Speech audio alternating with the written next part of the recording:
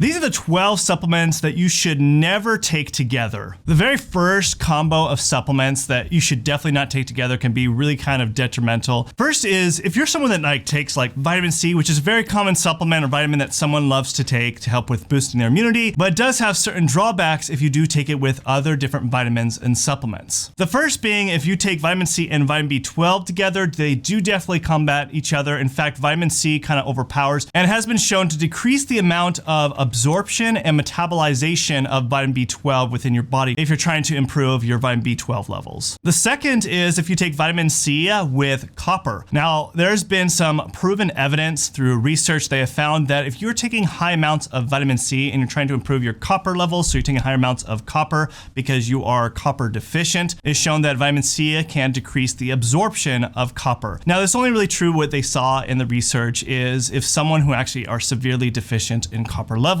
when they were trying to supplement it, they found that vitamin C made it very difficult to improve those copper levels when they were both trying to supplement copper and vitamin C at a high dose. The third, this is a very common one that I see a lot of people take as a combo, and that's taking magnesium as well as calcium. But there's been some evidence that have shown that they do definitely combat each other when it comes to absorption, especially in the intestines. They find that both calcium and magnesium definitely interfere with each other of helping improving absorption for both calcium and magnesium. Another one you should look out for if you are taking calcium with iron. The problem with taking calcium with iron, it has been shown that it does actually decrease the absorption of iron. So it's not good to take both calcium and iron together because calcium does decrease the absorption of iron. And if you're someone that's iron deficient, which is a very common deficiency amongst people, you definitely should be careful about taking calcium, at least taking it at the same time. You should definitely probably separate when you do take those. Now, along those lines, calcium is one of those supplements that competes with a lot of other different supplements and vitamins and minerals, and another one being zinc. So if you're taking calcium and zinc, it will compete with zinc and decrease the absorption of your zinc supplementation. So if you're low on zinc, definitely always want to separate calcium. So good rule of thumb is you should definitely take your calcium at a totally different time than you're probably taking your other different vitamins and supplements. Now, speaking of zinc, zinc also combats with other different types of vitamins and minerals as well, and one being copper. You probably heard of this one. You should definitely not take zinc and copper because they both compete for absorption, where zinc can decrease the absorption of copper, whereas copper can decrease the absorption of zinc. So they definitely compete against each other, and if you're deficient in both of them, you need to be really careful, and I'd say you should take them at totally different times if you need both of them. Now, if you do a combo of iron and zinc, this is where iron does compete with zinc and decrease the absorption of zinc. And so again, you should definitely look at separating those two because they definitely will compete each other, especially iron will decrease the absorption of your zinc supplementation. If you're new to this channel, then you should hit the subscribe button so you don't miss out on any other future videos that I do of talking about brain health and optimizing your health.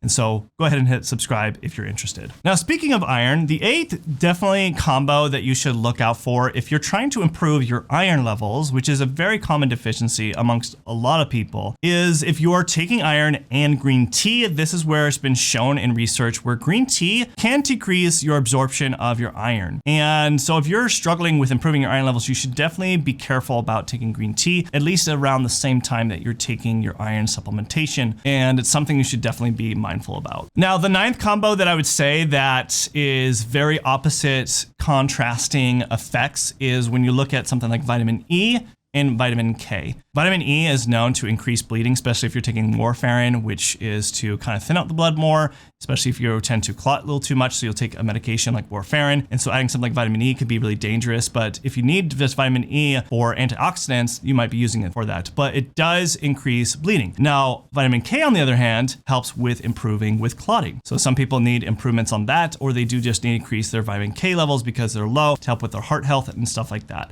So the reason why these two combos are not really good to take together because they definitely are the polar opposites and can cause some severe issues with bleeding and stuff like that, and causing more complications, easy bruising, stuff like that that you don't want to be dealing with. So if you have to take both, definitely again, separate the two. Along those same lines, taking something like fish oil and also ginkgo biloba, both of these, especially a combo of these, will definitely increase the risk of bleeding. Because they're anticoagulants, they have these different properties, which then is going to increase the risk of bleeding. So you don't want to take them both together, especially if you're taking something like warfarin. You definitely probably should avoid these two supplements altogether because it can increase that risk. Now, what do you do if you are needing to take, any of these combos? Like, let's say you are taking calcium and zinc or iron, any of these combos.